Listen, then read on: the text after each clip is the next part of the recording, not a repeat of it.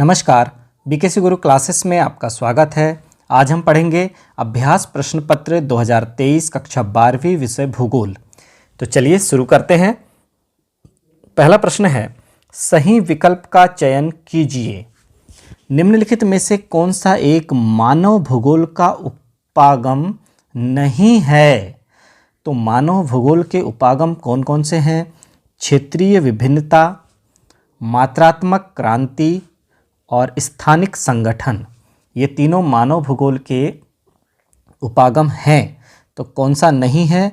तो अन्वेषण और वर्णन ये नहीं है, अन्वेषण और वर्णन नहीं है। दूसरा प्रश्न लेते हैं, निम्नलिखित में से किस महाद्वीप का जनसंख्या घनत्व सर्वाधिक है? किस महाद्वीप में सबसे ज़्यादा घनी आबादी है? एशिया महाद्वीप में है। ऑप्शन नंबर सी सही है। एशिया महाद्वीप का जनसंख्या घनत्व सर्वाधिक है। निम्नलिखित में से कौन सा एक तृतीयक क्रियाकलाप है? तृतीयक क्रियाकलाप क्या है? व्यापार है। तृतीयक क्रियाकलाप व्यापार है। फिर नेक्स्ट है, जनगणना वर्ष 2011 के अनुसार भारत में सबसे कम जन घनत्व वाला राज्य है। सबसे कम जन घनत्व वाला राज्य अरुणाचल प्रदेश है, जहाँ का जनसंख्या घनत्व सबसे कम है। फिर है, पश्चिम बंगाल राज्य में किसान चावल की कौन सी फसल लेते हैं? तो देखिए, पश्चिम बंगाल में किसान चावल की कौन सी फसल लेते हैं? अमन लेते हैं, बोरो लेते हैं और ओस लेते हैं। अर्थात इसका उत्तर आएगा उपरोक्त सभी। फिर चलिए आगे बढ़ते हैं, रिक्त स्थानों की पूर्ति कीजिए। पहला है, नव निश्चयवाद की संकल्पना खालिस्तान द्वारा दी गई है। किसके द्वारा दी गई है? ग्रिफिथ टेलर द्वारा। यहाँ लिख देंगे ग्रिफिथ टेलर द्वारा दी गई है। फिर नेक्स्ट है, उच्चतम जनसंख्या की प्रतिशत वृद्धि दर वाला देश खालिस्तान है। यानी जनसंख्या की वृद्धि दर सबसे तेज गति से हो रही है, तो यह है ओमान देश में बहुत तेज़ी से जनसंख्या वृद्धि हो रही है। फिर आगे है, भोजन एकत्र करना, आखेट करना, नव वन काटना, पशुचारण आदि खालिस्तान क्रियाकलाप के अंतर्गत आते हैं। ये सब प्राथमिक क्रियाकलाप हैं, तो यहाँ पर लिख देंगे प्राथमिक क्रियाकलाप के अंतर्गत आते हैं। विश्व व्यापार संगठन WTO का मुख्यालय खालिस्तान में स्थित है। जेनेवा में स्थित है, तो यहाँ लिख देंगे जेनेवा में विश्व व्यापार संगठन का जो मुख्यालय है WTO स्थित है। वर्ल्ड ट्रेड ऑर्गेनाइजेशन जिसे हम बोलते हैं। फिर पांचवा है, श्रमजीवी जनसंख्या को खालिस्तान वर्गों में विभाजित किया जाता है। 3 वर्गों में विभाजित किया जाता है। किसे? श्रमजीवी जनसंख्या को। चाय निर्यात में भारत का खालिस्तान स्थान है, तीसरा स्थान है। चाय निर्यात में भारत का स्थान तीसरा है। चलिए अब लेते हैं सही जोड़ी। सही जोड़ी में सबसे पहले नंबर पर है सर्वाधिक जनसंख्या वाला देश। तो सर्वाधिक जनसंख्या वाला देश कौन है? तो यहाँ पर मिला देंगे इसकी सही जोड़ी चीन से। सर्वाधिक जनसंख्या वाला देश है चीन। फिर इसके चीन को लिख देंगे पहले के सामने। फिर देखिए, सर्वाधिक जनसंख्या वाला प्रदेश। भारत का सर्वाधिक जनसंख्या वाला प्रदेश कौन सा है? उत्तर प्रदेश है। तो इसके सामने हम क्या लिख देंगे? उत्तर प्रदेश। तीसरे के सामने हम लिख देंगे उत्तर प्रदेश। दूसरा है तकनीशियन, डॉक्टर और शिक्षक। तकनीशियन, डॉक्टर और शिक्षक चतुर्थक क्रियाकलाप है। ये क्या है? चतुर्थक क्रियाकलाप है। फिर आगे है लक्ष्य क्षेत्र कार्यक्रम। लक्ष्य क्षेत्र कार्यक्रम पर्वतीय क्षेत्र विकास कार्यक्रम है। यह क्या है? पर्वतीय क्षेत्र के विकास के लिए शुरू किया गया कार्यक्रम है ये। फिर आगे है अंतर्राष्ट्रीय व्यापार का प्रवेश। कैसे होता है? समुद्री पत्तन के माध्यम से होता है। तो यहाँ आ जाएगा 5वें नंबर के सामने। चलिए सत्य असत्य करते हैं। सबसे पहला है विश्व की 90% जनसंख्या 10% स्थल पर निवास करती है। बिल्कुल यह कथन सत्य है। फिर दूसरा है चीनी सूती वस्त्र एवं वनस्पति तेल उद्योग स्वच्छंद उद्योग हैं। यह कथन असत्य है। फिर तीसरा है मुख्य श्रमिकों का कार्य दिवस 100 दिनों का होता है। यह बिल्कुल सत्य कथन है। चौथा है स्मार्ट सिटी मिशन शहरों के विकास की महत्वपूर्ण योजना है। यह भी सत्य है। फिर पांचवा है पंजाब तथा हरियाणा में चावल मुख्य रूप से सिंचाई की सहायता से पैदा किया जाता है। बिल्कुल सत्य है।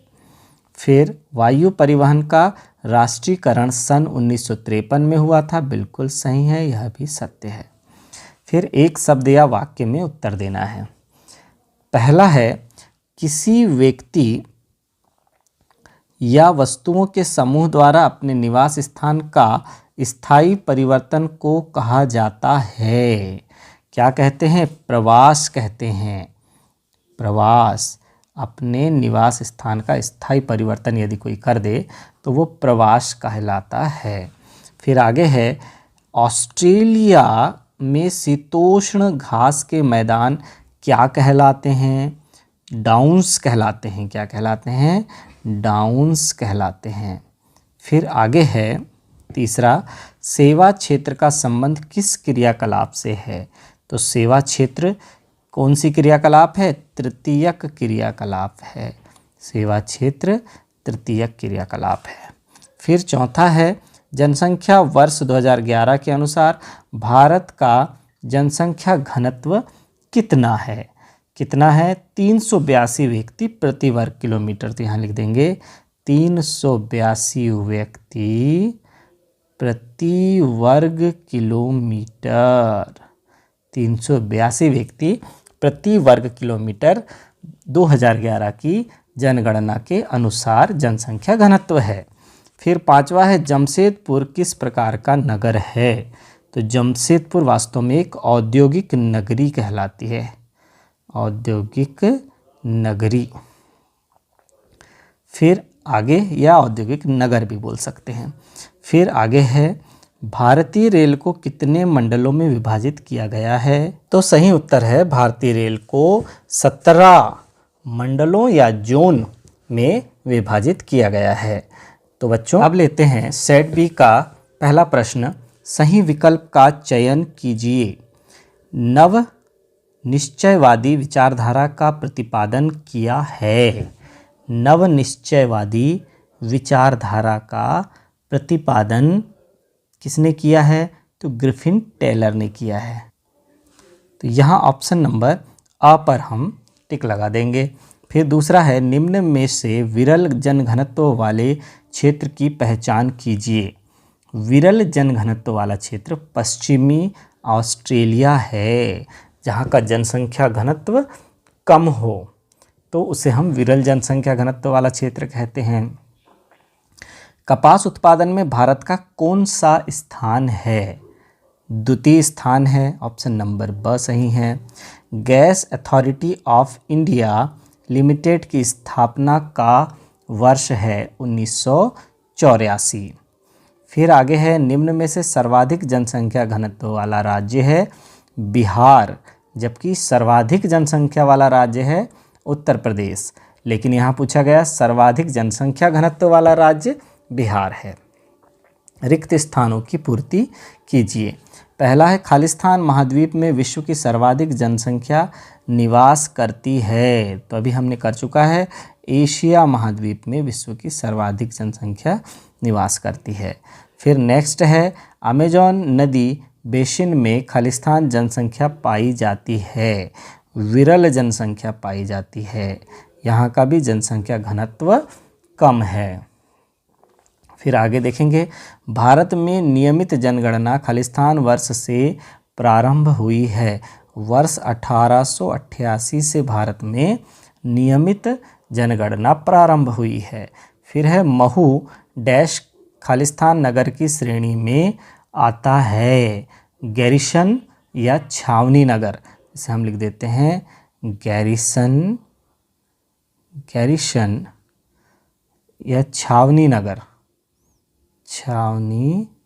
नगर की श्रेणी में आता है। फिर आगे है भोजन संग्रह एवं आखेट खालिस्तान क्रियाएं हैं। ये प्राथमिक क्रियाएं हैं। क्या हैं ये? प्राथमिक क्रियाएं हैं। फिर आगे आएगा भारत का जनसंख्या घनत्व खालिस्तान व्यक्ति प्रति वर्ग किलोमीटर है। कितना है? 382 व्यक्ति प्रति वर्ग किलोमीटर है। अब चलिए सही जोड़ी बनाते हैं। पहला है भूगोल में क्षेत्रीय विभेदन। भूगोल में क्षेत्रीय विभेदन 1930 के दशक, तो ये आ जाएगा सबसे पहले नंबर के सामने। फिर दूसरा है जापान। तो जापान का संबंध किससे होगा?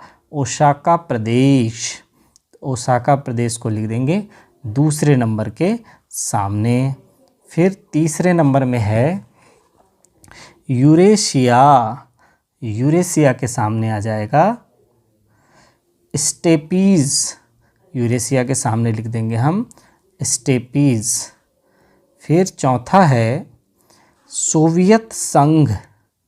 सोवियत संघ, इसके सामने लिख देंगे कोलह होज। चौथे नंबर के सामने लिख देंगे हम कोलह होज। और पांचवा नंबर है हमारा राष्ट्रीय युवा नीति। इसके सामने हम लिख देंगे 2014। तो पांचवे के सामने हो जाएगा 2014। एक वाक्य में उत्तर लिखिए। पहला है महामार्ग किस प्रकार की सड़कें हैं?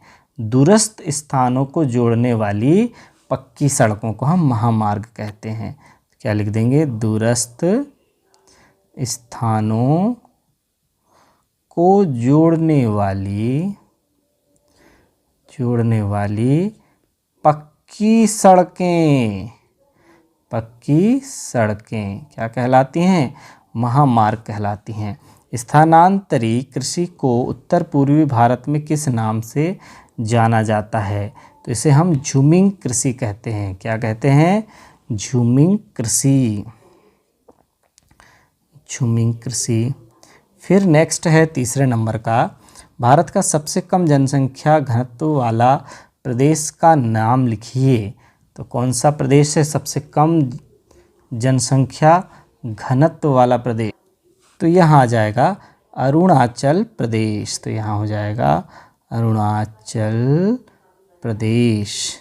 फिर अगला है बच्चों, किसके कारण जीवों की कई जातियाँ या तो लुप्त हो गई हैं या संकटापन्न हैं?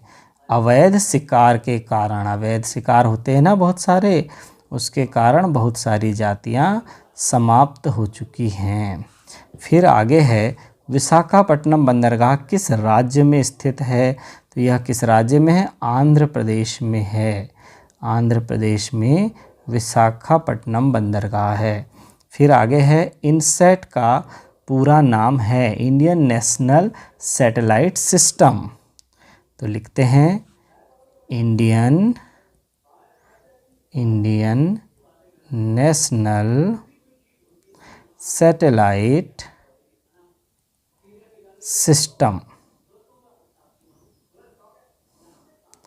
तो Indian national satellite system INSAT का पूरा नाम है। फिर आगे आता है सत्य असत्य में उत्तर देना है हमें। तो पहला है विकसित देशों में विकासशील देशों की तुलना में जनसंख्या वृद्धि अधिक है। नहीं, विकासशील देशों में अधिक है, तो यह कथन तो असत्य हो गया। फिर डेयरी कृषि का कार्य नगरों एवं औद्योगिक केंद्रों से दूर किया जाता है। असत्य है। फिर स्मार्ट सिटी मिशन का संबंध शहरों से है। बिल्कुल सत्य है। फिर देश के कुल चाय उत्पादन में असम राज्य प्रथम स्थान पर है। यह भी सत्य है। धरातली एवं भौम जल का सबसे अधिक उपयोग कृषि में होता है। बिल्कुल सत्य है। तेलंगाना मैंगनीज उत्पादन में प्रथम स्थान पर है। यह कथन असत्य है। चलिए बच्चों, आप सेट सी का अध्ययन करते हैं। अभ्यास प्रश्न पत्र 2023 का, कक्षा 12वीं का, विषय भूगोल का, सेट सी। पहला प्रश्न है, सही विकल्प का चयन कर लिखिए। निम्नलिखित में से कौन सा एक लोगों और पर्यावरण के बीच अन्योन्य क्रिया का सर्वाधिक महत्वपूर्ण कारक है? कौन सा है? प्रौद्योगिकी है, ऑप्शन नंबर ब यहाँ पर सही है। दूसरा है, निम्नलिखित में से कौन सा प्रतिकर्ष कारक नहीं है? तो प्रतिकर्ष कारक कौन कौन से हैं? जल अभाव, बेरोजगारी, महामारियां, ये प्रतिकर्ष कारक हैं। कौन सा नहीं है? चिकित्सा सुविधाएं नहीं है, तो ऑप्शन नंबर स लगाएंगे। फूलों की कृषि कहलाती है, क्या कहलाती है फूलों की कृषि? तो यहाँ पर ऑप्शन द यहाँ सही है, पुष्प उत्पादन। चौथा है, जनगणना वर्ष 2011 के अनुसार निम्नलिखित राज्यों में से सर्वाधिक जनसंख्या घनत्व वाला राज्य है। सर्वाधिक जनसंख्या घनत्व वाला राज्य बिहार है, ऑप्शन नंबर स सही है। जबकि सर्वाधिक जनसंख्या वाला राज्य उत्तर प्रदेश है। आगे देखिए, 5वां नंबर, निम्नलिखित में से कौन सा गैरिसन नगर नहीं है? तो देखिए, गैरिसन नगर कौन कौन से हैं? दिल्ली है, उधमपुर है, अंबाला है। कौन नहीं है? जालंधर गैरिसन नगर नहीं है। आगे है, रिक्त स्थानों की पूर्ति कीजिए। पहला है, नव निश्चयवाद की संकल्पना खालिस्तान द्वारा दी गई है। तो किनके द्वारा दी गई है? ग्रिफिथ टेलर द्वारा। तो यहाँ लिख देंगे ग्रिफिथ टेलर। दूसरा है, पृथ्वी पर जनसंख्या खालिस्तान से अधिक है, 7 अरब से भी अधिक है। तो 7 अरब से अधिक है, लिख देंगे 7 अरब। फिर भारतीय संविधान में खालिस्तान भाषाएं अनुसूचित हैं, 22 भाषाएं अनुसूचित हैं। शुष्क कृषि में खालिस्तान फसल बोई जाती है। तो शुष्क कृषि में कौन सी फसल बोई जाती है? यहाँ लिख देंगे हम गन्ना।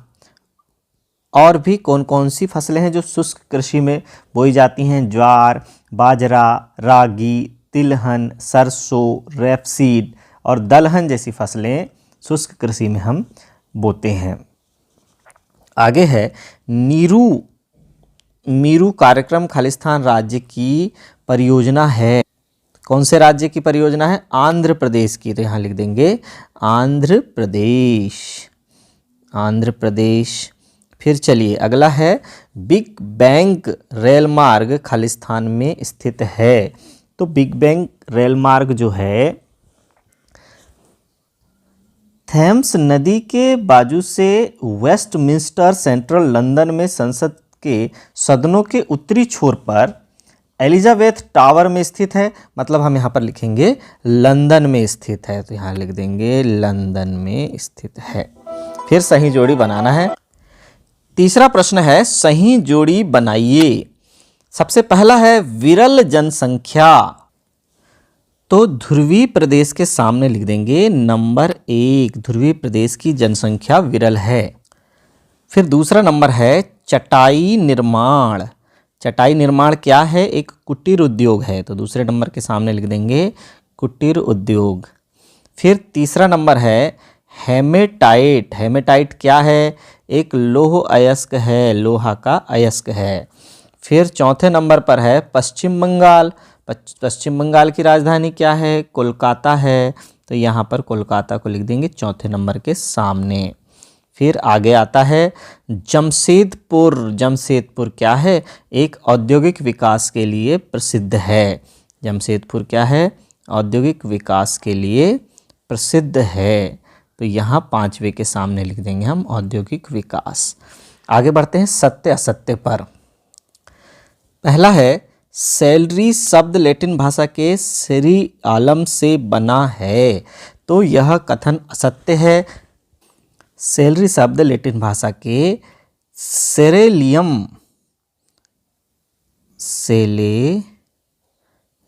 शब्द से बना है। अब देखिए दूसरा, 14 से 59 वर्ष की जनसंख्या कार्यशील जनसंख्या का प्रतिनिधित्व करती है। बिल्कुल सत्य है। सुएज नहर में प्रतिदिन 200 जलयान आवागमन करते हैं। यह भी सत्य है। 1951 की जनसंख्या का घनत्व 117 व्यक्ति प्रति वर्ग किलोमीटर था। सत्य है। चाय एक रोपण कृषि है, सत्य है। दो देशों के बीच व्यापार को स्थानीय व्यापार कहते हैं, यह असत्य है क्योंकि उसे विदेशी व्यापार कहते हैं। एक शब्द या वाक्य में उत्तर दीजिए। पहला है, च्युइंगम को चूसने के बाद शेष बचे भाग को क्या कहते हैं? उसे कहते हैं चिकल। दूसरा है, ऑस्ट्रेलिया में शीतोष्ण घास के मैदान को क्या कहते हैं या क्या कहलाते हैं? डाउन्स कहलाते हैं। तीसरा है, सेवा क्षेत्र का संबंध किस क्रियाकलाप से है? तृतीयक क्षेत्र से है। चौथा है, जनगणना वर्ष 2011 के अनुसार भारत की जनसंख्या घनत्व कितनी है?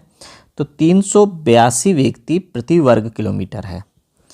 फिर जमशेदपुर किस प्रकार का नगर है? औद्योगिक नगर है। फिर है छठवा, भारतीय रेल को कितने मंडलों में विभाजित किया गया है? 17 मंडलों में विभाजित किया गया है। तो बच्चों चलिए अब पहुंचते हैं सेट डी के हल पर। सेट डी में चलिए लेते हैं पहला प्रश्न। सही विकल्प चयन कर लिखिए। आमूलवादी रेडिकल विचारधारा का प्रतिपादन किसने किया?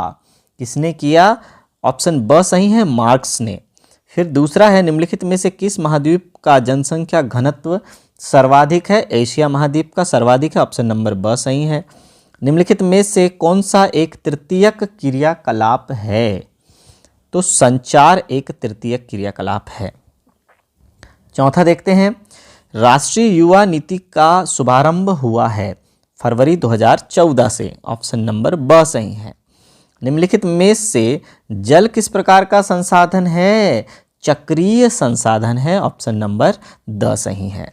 अब लेते हैं रिक्त स्थानों की पूर्ति कीजिए। बेंदा मध्य भारत के खालिस्तान क्षेत्र के जंगलों में रहता है, तो अबूझमाड़ जंगलों में रहता है, अबूझमाड़।